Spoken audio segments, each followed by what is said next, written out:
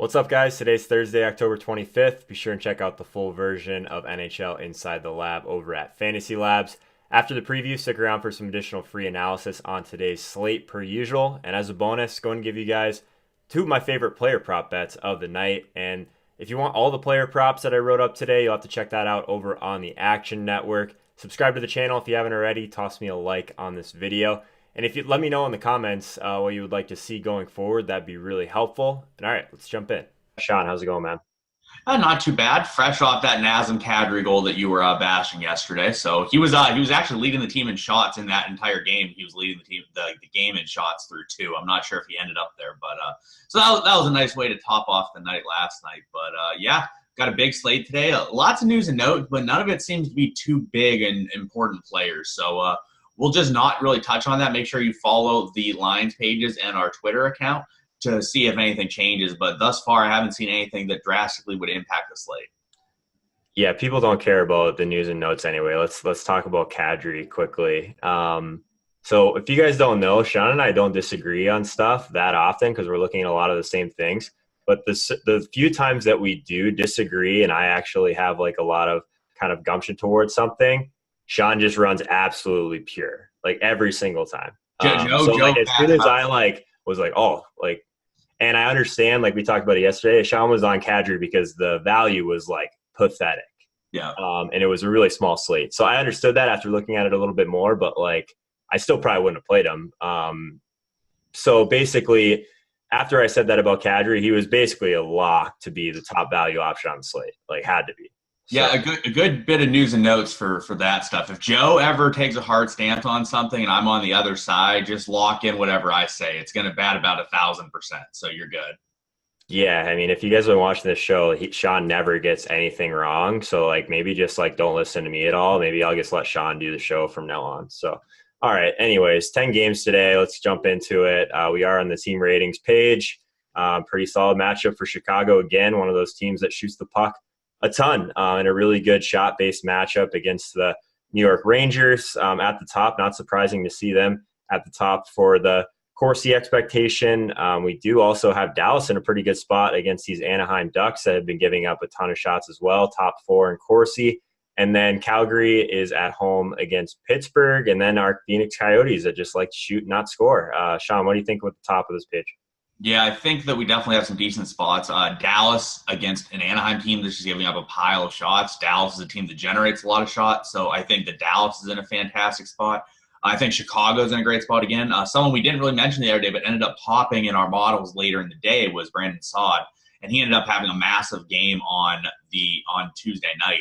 He had, I believe, 2 goals, 7 shots on net, so he ended up popping, and you'll see his price rose on DraftKings by $1,500 because of that. So I think that those are 2 of the main spots that you'll take a look at today. That's a really good thing to note while we're here. So lines definitely are changing a lot. Some of them are changing right up until warm-up. So if you weren't around for lock, like I know a lot of you are probably just building lineups at work, but like at least check back before the slate starts, because if you had a guy like Nick Schmaltz in your lineup who was with Kane pretty much the whole morning, you missed out on the Saad value of 3,500 or whatever he was. So, I mean, he's a guy you pretty much had to have on that slate where we were basically all in on Kane, and it's not really anything you would have seen unless you would have checked the lines page later on. So, yeah, you can put in lineups early, but just make sure you're checking back. Like, correlation is so important in hockey. So just wanted to kind of drive that point home. But, yeah, I really like the spot for Chicago. Just a couple of basement dwelling teams for the Yotes as well. Talk a little bit about Connor McDavid against the Capitals, Sean. I do think it's a relatively decent spot, kind of middle of the pack as far as shots against, but like I never really make it to the McDavid play, and you were on him the other day, so give me the McDavid take, I guess. Yeah, I think McDavid makes sense again. It makes less sense tonight than it did the other night because for me, I'd rather be playing a guy like Tyler Seguin tonight. But Washington gives up shots. It's not like Washington's a lockdown defensive team, and McDavid's been fantastic to start the season. So it's one of those things. In GPPs, however, people seem to be playing McDavid. Joe and I sort of touched on it with the ownership dashboard the other day. McDavid was 20% in low-stakes stuff, and it just really didn't make tons of sense, even though he wasn't a bad play. So he seems to be a guy that no matter who he plays, his ownership is reasonably high. So for me tonight, I think I would stay away from him. But he's once again he's the best player in the league, so it's difficult to just not play him. But the value isn't going to be fantastic again. If I'm paying up, which you're only going to have one or two spots to pay up for, I'd rather play Tyler Seguin tonight than I would McDavid. Definitely like Sagan in this matchup against the Ducks, who've given up the most shots in the entire league per game. Sean, is this the game where the Yotes finally break through? Vancouver, second most time shorthanded in the entire league. The Yotes have actually been drawing a decent amount of penalties as well. They just haven't been converting. So what do you think about the Coyotes? I assume they're going to be some of our value options again. Yeah, they technically broke through the other night, actually. Fisher ended up having a hat trick, so it was sort of concentrated to a guy that you probably wouldn't have played regardless. But you see the goals for jumped up a decent chunk because of that. But I think it's a really good spot again. Vancouver's banged up. It looks like Besser's not going to play again. Pettersson looks like he won't play again. So Vancouver's probably the worst team in the entire league with what they're putting on the ice currently. So Arizona's taking a lot of shots and Vancouver spending a decent amount of time on the power play. I think it makes a lot of sense for you to take a look at the guys from Arizona yet again. And I mean, Derek Stepan did have 3 assists the other night, someone that we've talked about every time they've been on the slate pretty much all year. So I think he definitely will be someone to take a look at yet again. All right. That's pretty much going to be it for me on this page. Like, it's not one of those slates where there's just a couple glaring spots to attack. So we might have to spend a little bit more time on models today. So let's look at the Vegas dashboard quickly before we get there. So we have Calgary at the top against Pittsburgh, followed by Chicago, Arizona, like we talked about. Pretty decent spot for the Minnesota Wild against this LA team who's been kind of reeling to start the year. So any kind of question marks, I guess, at the top or some surprises here, Sean? I mean, the biggest thing that you take a look at, the biggest money line favorite on the day is the Arizona Coyotes. That's something that you would not have expected, and that just goes to show how good of a spot they're in tonight. You don't see that sort of line movement towards one of the worst teams in the league that often, and you don't see that type of favorite from one of the worst teams in the league that often. So I think the Coyotes are probably the best spot tonight in terms of value and matchup because you're going to get them at a relatively cheap price compared to what they should produce against a Vancouver team that's very poor. I'm with you. What's your take on Los Angeles, top 10 in goals against this year? That's not something we've seen in quite some time. Minnesota hasn't been great either, middle of the pack in goals for. They actually haven't been great defensively either. So we might have kind of a sneaky high-paced game from these. It sounds so weird saying that with Minnesota and LA, but neither team has really been good defensively this year. Yeah, both teams have been relatively weak. So I think that you could look at that matchup. That's just not going to be a matchup that I would like to target, despite Minnesota being the second biggest favorite on the slate. I just think there's better options. Like the Dallas option's a better option for me. The Arizona option. There's just other options that I think are similar or better than what Minnesota gives you, despite them being such a big favorite. We didn't talk a ton about Calgary, but we should probably mention that Pittsburgh's allowed the 4th most shots in the league this year. They've played relatively well offensively, goals for. They're towards the top, like you would expect, 3rd in the league behind only Washington and Toronto. Calgary, on that other side of things, like they've actually been relatively decent defensively, but I think that this game could be really high-paced. Vegas definitely agrees. 2 teams kind of in the top 5, 6 teams here. So what do you think about this Calgary-Pittsburgh game? Yeah, I like the Calgary-Pittsburgh game. I think that sort of what you mentioned, it could be a little bit up and down. Pittsburgh's pretty weak when it comes to giving up shots, so I think Calgary definitely has a chance to produce shots. And then Pittsburgh offensively is one of the best in the league right now. So I think that game is definitely a nice game that could go either way and should be up and down. Yeah, believe it or not, Calgary has actually drawn the most penalties in the entire league. So that's kind of interesting. Pittsburgh, on the other end of the spectrum, has the least amount of power play opportunities in the league. So kind of skews a little bit special teams wise to the Calgary side, at least getting a few more opportunities. So that'll be something we have to look at in the models. Anything else from a macro perspective, Sean, or should we move over to some specifics? No, I think we can move over. I think we've touched on the games enough. I think we should definitely take a look at the players. All right. Again, be sure and check out that full video over at Fantasy Labs, but definitely want to do a little bit more for you guys. Starting on the lines page, this is a free page we have at Fantasy Labs, and figured it would just make sense to start with the Dallas Stars. They aren't one of the top implied totals on the slate, but it is relatively flat, as you guys saw in the intro video there. So Dallas just outside the top tier, implied for 3.1 implied goals. But what really stands out to me from the Dallas play is just how many shots that the Ducks have been allowing. They've allowed the most shots in the entire league. Dallas has actually shot the puck the third most in the entire league. They have a really strong power play. So this first line looks to be in a really good spot. We talked about them a lot today, Sean and I. And then Tyler Seguin at 7,600 seems like the premier option to pay up for, in my opinion. It's between him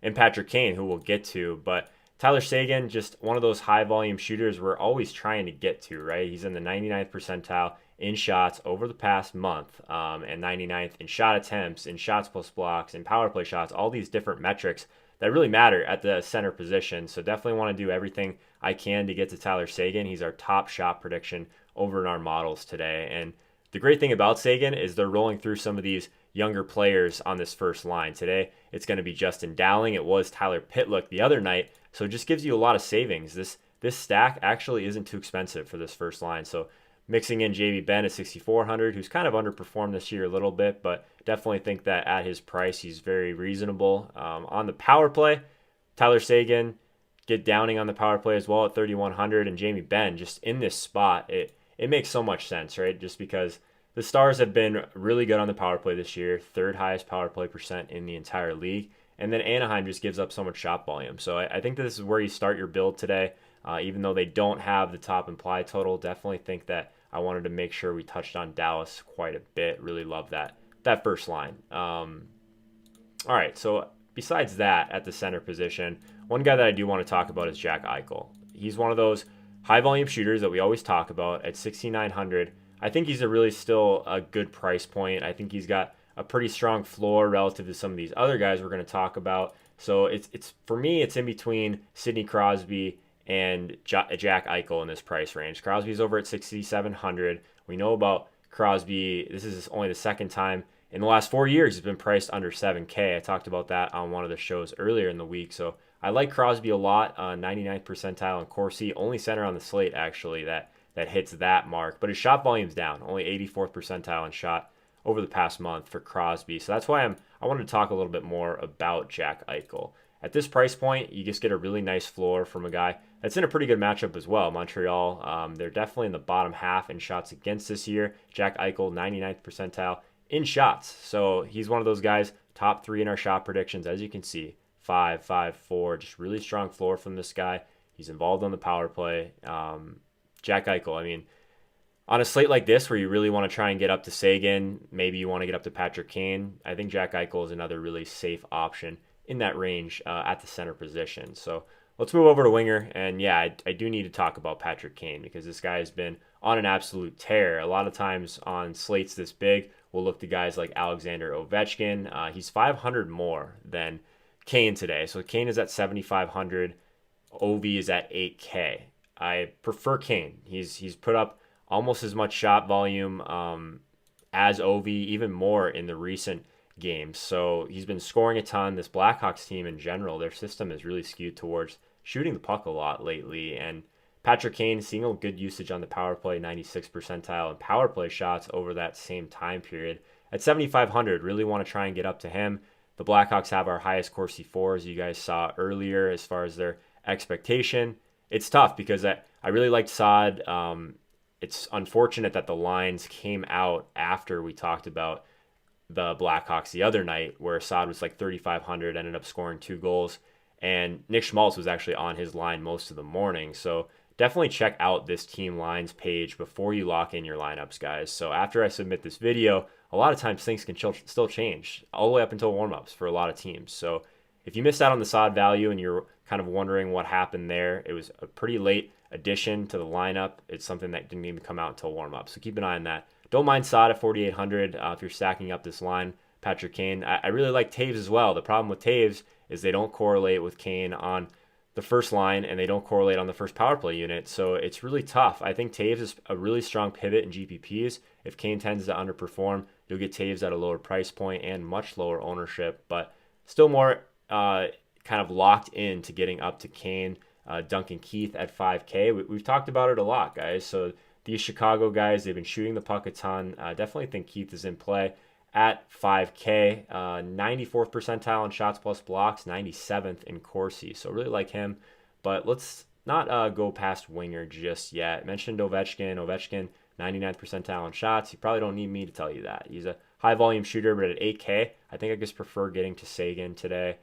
Outside of that, there's just not a ton at the top end that I really want to talk about. I do want to talk about Boone Jenner again, Columbus Blue Jackets.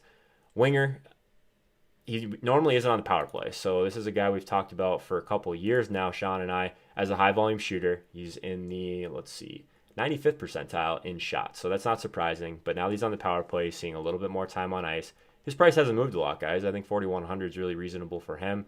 But the guy I'm dialed into for value today, if I had one kind of lock on the slate, had some feedback that I should talk a little bit more about guys I feel like I have to have. And I think Dowling's that guy today at 3,100. Just opens up so much in lineup construction. You can see he hasn't got much of an opportunity yet, but he's on the first line tonight. He's going to be on the first power play. So I think that he's the guy you're paying down for. But if you want to be a little bit more contrarian, Boone Jenner at 4,100 opens up a decent amount as well if you have an extra 1K or so on that lineup. That's pretty much it for me at winger. Locked into probably trying to play Kane and then move down to some of these other guys that I talked about. So at defense, this one's a little bit more wide open. Normally we're looking kind of at the higher end for guys like John Carlson, Chris Letang, and I think it's a reasonable option to go to Letang, but he's pretty expensive, guys. So if let's just go to the first power play unit for Pittsburgh, and Letang at 6,500. Yeah, you can make an argument that all of these D-men are kind of underpriced relative to their peripheral stats, 97th percentile, 99th in Corsi. I do like Letang a lot. If you want to attack this Calgary game, I definitely think it's going to be one of the higher pace games on the entire slate. I mentioned Crosby still underpriced at 6,700. If you do want to go that route, I think pairing him with Letang, with Hornquist makes a lot of sense. Hornquist, you won't get that correlation at even strength, I believe. Yeah, so Hornquist still in the third line, but at 5,900, he's a guy that blocks a lot of shots too. So that's something we don't normally get from wingers. I think I've mentioned that before on these shows, but if not, just wanted to reiterate that. He makes a lot of sense on your stacks if you're going to go with the Pittsburgh side of things. I did mention that I do like John Carlson. He's the guy I'm most interested in on Washington today, and you get kind of a little bit cheaper access to Ovechkin, right? So he's playing the top of the power play. He's one of those guys that's always sliding over one-timers to Ovechkin, and he's a really high shot volume guy, and he'll block shots as well. 99th percentile in shots plus blocks. Like you get what you pay for a lot of times, guys. So really like John Carlson if you want to pay up at D-men. As far as the value at D, it's a little bit more thin in my opinion today. Normally we have a couple guys that make a lot of sense to go to. I'm not really on a lot of the guys at the really low end. I think if I'm going to go on the low end, it's going to be for the winger on the top line of the Stars. But at defense, one guy that really stands out to me for the Arizona Coyotes is Oliver Ekman-Larsson at 4,200. So 90th percentile in power play shots, and then he's in the 90th percentile in power play shots and 99th in Corsi. Sorry, I just want to make sure I got that one right for you guys. But 4,200, really good price for him. As you can see, he hasn't really done a whole lot, but he is so active on the power play. He's running that power play unit for the Coyotes, who is still due for some positive regression, guys. They shoot the puck a ton. Vancouver gives up a ton of shots. If I haven't talked about the Coyotes enough, it's probably because most of you guys are getting sick of it. All these guys are priced so reasonably, and their shot volume just as a team has been so nice, and the Vancouver match is a really good matchup for them. So one guy for the Coyotes outside of Ekman-Larsson that I'm definitely looking at is Derek Stepan at 5,200. You guys have probably heard me talk about him a decent amount as well at the center position. If you don't have the salary to get up to a guy like Eichel or get up to a guy like Crosby, Stepan at 5,200 is a really nice option. At 95th percentile in Corsi. Again, Corsi is the most important stat at the center position. So threw a lot at you guys. That's kind of what I'm on for today. I think that we covered a lot. It's a really nice slate. So good luck. Let's move over props. So I can't give too much away. Obviously, if you want to check out all the props I'm on and the exact lines and books that I'm attacking, definitely check out the full article over at the Action Network. But one guy that I did want to talk about is in the late game. So we talked about the Coyotes. I really like the Canucks side of things on the props market. Jake Virtanen. I want to be short on him today. The Coyotes have actually been pretty good at defending this year. They've allowed not a ton of shots, but the main thing is this is a low volume shooter historically, guys. He's averaging only 1.69 shots per game over the past year. Even in the short term, only 2 shots per game. So when you see this line, you'll see that it stands out quite a bit. And the Canucks have the third lowest Corsi expectation on the entire slate. So it's not a great matchup for Virtanen. Definitely want to be short. And as you guys can see, the top here, I am really interested in John Gibson again. It won't take a lot of sleuthing around to figure out that I'm on the over with John Gibson, just hammering these Anaheim goalies, guys. I think it's a really strong strategy. Dallas has been shooting a lot, 9th most shots in the league, and we know how many shots Anaheim has given up. The most in the entire league, 37.9 per game. So Gibson has our highest save prediction on the entire slate. Definitely interested in being long on Gibson for saves tonight. All right, that's it for today, guys. If you like my work and you want to support my work, be sure and check out Fantasy Labs and the Action Network. If you want to take that a step further, subscribe to the YouTube channel if you haven't already. Give me a follow over on Twitch as well. Going to be doing a bunch of live streams over there throughout the week. Going to have an NFL stream tonight during Thursday Night Football, so be sure and check that out. I'll be tweeting out all the links on my Twitter account. So again, if you're not following me over at Joe Holka, definitely do that as well. All right, good talk. See you guys out there.